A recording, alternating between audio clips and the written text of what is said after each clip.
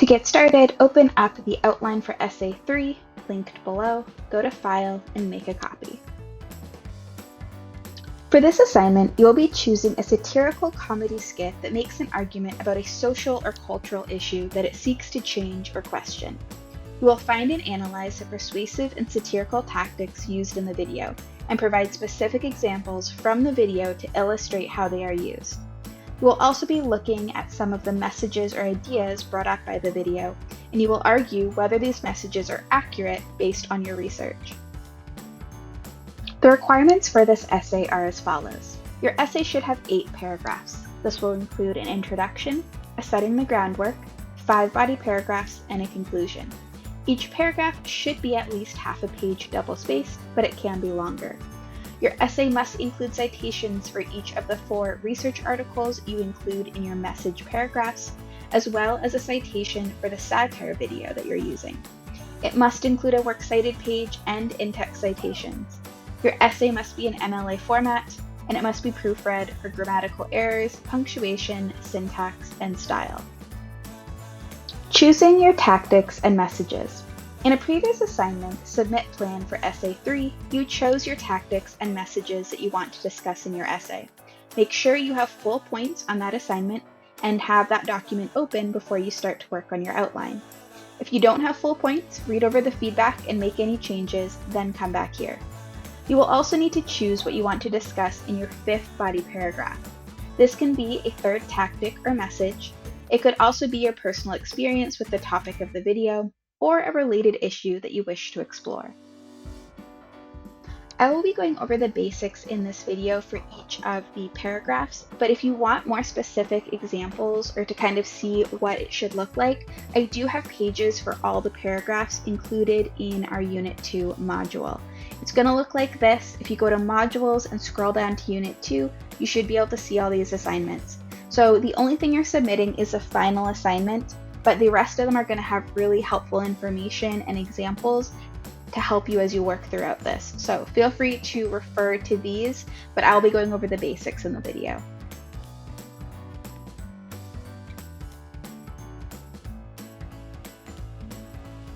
Let's take a look at the introduction. So for Essay 3, you're going to have your hook, you're going to introduce your satire, and you're going to have a thesis statement.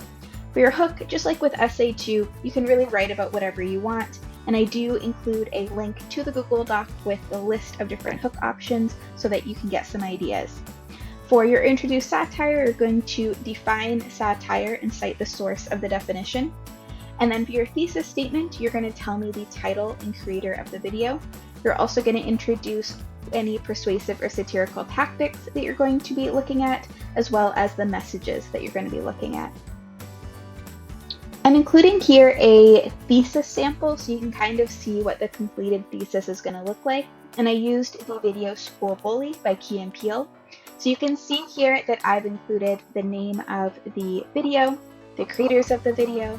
Then I go over my 2 tactics. So I'm going to be looking at understatement and nonverbal signals, and then my 2 messages. So make sure that when you do your own thesis, you have all that information included.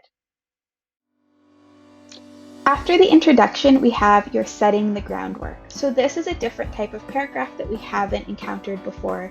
And these paragraphs can be really helpful when we're talking about bigger issues that need a little bit of context before you jump into the main point of your essay. So these are great anytime you're trying to clarify. So for this setting the groundwork, you're going to have your topic sentence, where you're going to tell me the creator and the title of the skit, just kind of put that out there. You also want to include information on when the video is made. This is going to be really important to provide that context, because whether a video was made last month or 3 years ago is going to be very different in how we take that information. So after your topic sentence and telling me when the video is made, then you have your message and context. So you're going to tell me what is the main message of this video. It doesn't necessarily need to be any of the messages that you're going to discuss in the essay, but just basically like, what is the main point of this video? What is it about? You're also going to tell me what was happening at the time that the video was made that may have inspired it to be made. So this is why it's important to give me that context of when the video was made. So you might want to include articles if there's specific events that may have inspired the video, or just some general information about what was happening at the time that might have inspired the writers to make the video. For the speaker and intended audience, you want to tell me about the people who created the video. So whether that's SNL or Key and Peele, give me a little bit of information about the creators. You also want to include who is the intended audience of the video. Obviously, any videos can have a broad audience, but who do you think this video is made for specifically? Who is going to appreciate this information? It's important to note that when we're talking about intended audience, we're not necessarily talking about those who would oppose the message and want to learn more about it. Because realistically, we don't tend to seek out content or media that we disagree with. So when I'm asking you about the intended audience, who is likely to agree with this message? Who is likely to seek out this type of media? So for example, Key and Peele is likely to have a intended audience that skews younger, that skews more progressive, and so that's what I'm going to discuss when I talk about the intended audience. Next, we're going to go to body paragraph 1. So this is going to be your first tactics paragraph. So the first thing you're going to do in your topic sentence is tell me what tactic we're going to be looking at. So each body paragraph should only focus on one tactic.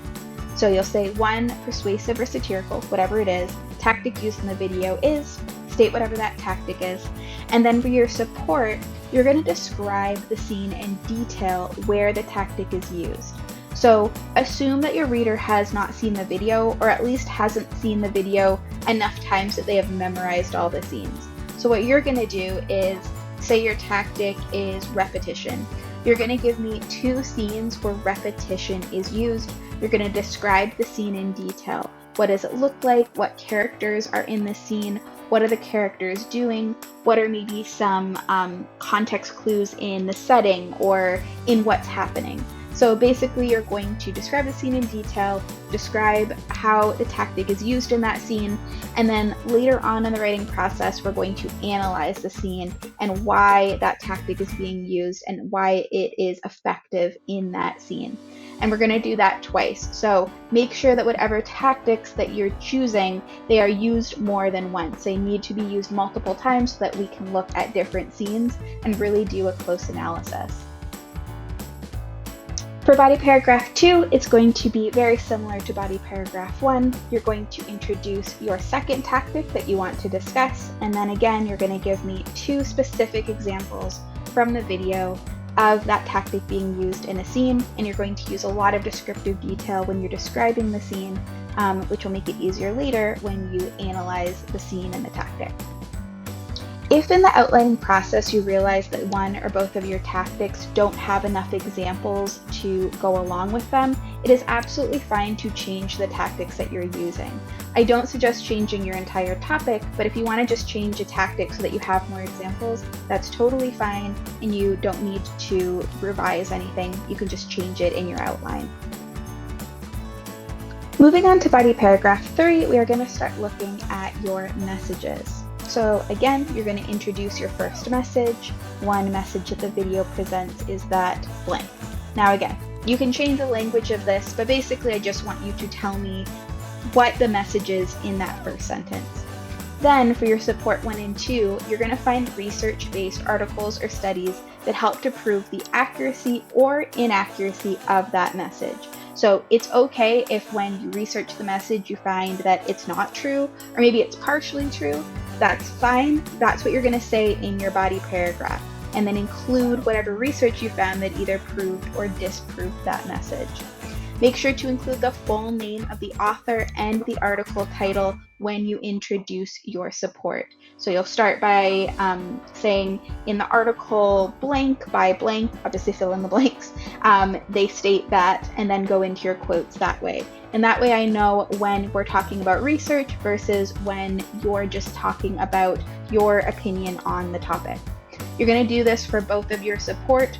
Once again, just like with essay 2, both support need to come from different articles, and you're going to have, I would say, 2 to 3 sentences of quotes from each article. And that will be your body paragraph 3. Body paragraph 4 will be very similar to body paragraph 3, except we're talking about your second message. So you're starting to see the pattern here. So make sure to state what that second message is. And then again, you're going to have your to support, where you're going to find a research-based article that helped to prove the accuracy or inaccuracy of that message, include the full name of the author and the article title, and that will be your message paragraph.